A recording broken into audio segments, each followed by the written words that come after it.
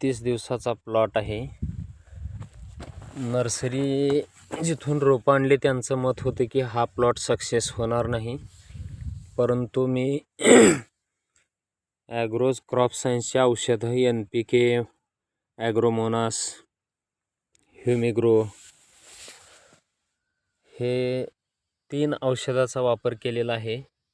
अवघ्या 10 दिवसामध्ये प्लॉट एकदम सुंदर आणि एकदम भरपूर फुटवे प्रत्येक रोपांनी केलेला आहे.